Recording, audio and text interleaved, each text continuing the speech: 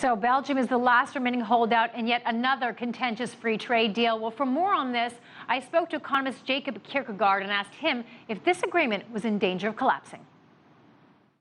Fundamentally, you have a situation where all the big countries in Europe, Germany, France, Italy, etc., have agreed to this deal.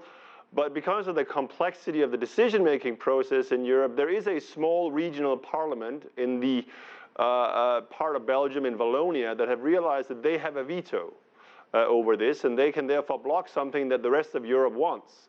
And they want to extract a price for giving their consent to this agreement, and that's what we're seeing.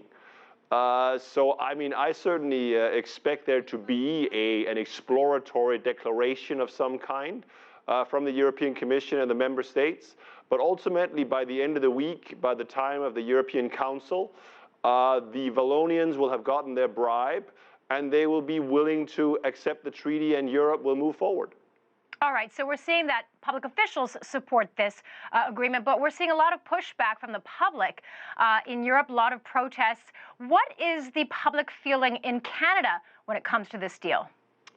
Well, I mean, I think this is in some ways not a particularly controversial deal in Canada because I think, well, apart from, parts of these special interest groups, agriculture and others, there are always winners and losers in a trade agreement, also in Canada. But I think the reality is that this is a fairly popular deal. Justin Trudeau, the Prime Minister, is not running a big political risk in negotiating this deal because, after all, there is a lot of similarities between Europe and Canada on a lot of issues, and therefore it's not politically controversial, really, to strike a deal with someone who is quite similar to yourself.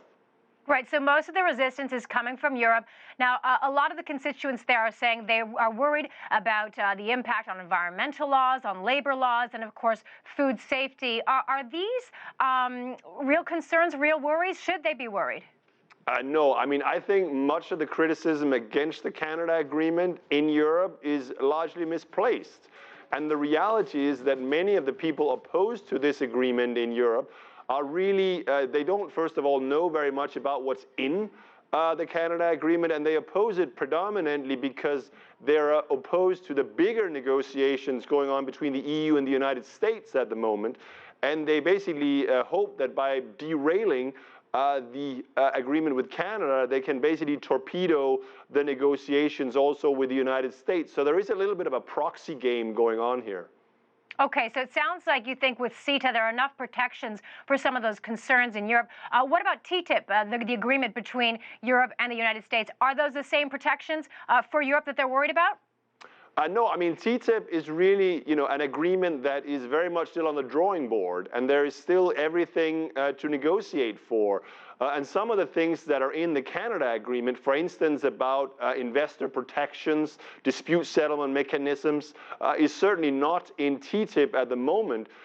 So in that sense, I think that TTIP, for what little we know about it, could potentially obviously be a lot more controversial in Europe than CETA is right now. But at the same time, I think many of the safeguards and many of the agreements that have struck between the EU and Canada on many controversial areas can actually be, if not replicated, then at least approximated by the US and the EU under the pretense that Hillary Clinton wins the presidency here in November, and therefore that we're able to have a degree of continuity in these negotiations on TTIP. All right. Well, overall, though, President Obama seems to be in support of trade agreements. He thinks that, yes, while they do potentially lead to some job losses for some industry, overall, you end up with a net benefit for the economy.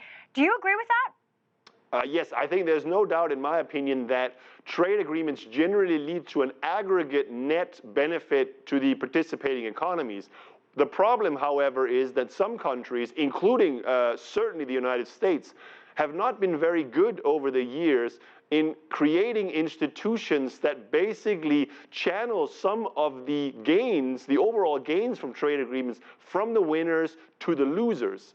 And therefore, over the years, of course, the losers that haven't benefited from it have become disillusioned, and that is fundamentally why we are now in the political situation that we are now in the United States, namely where trade is essentially a third rail of at least presidential politics in this election.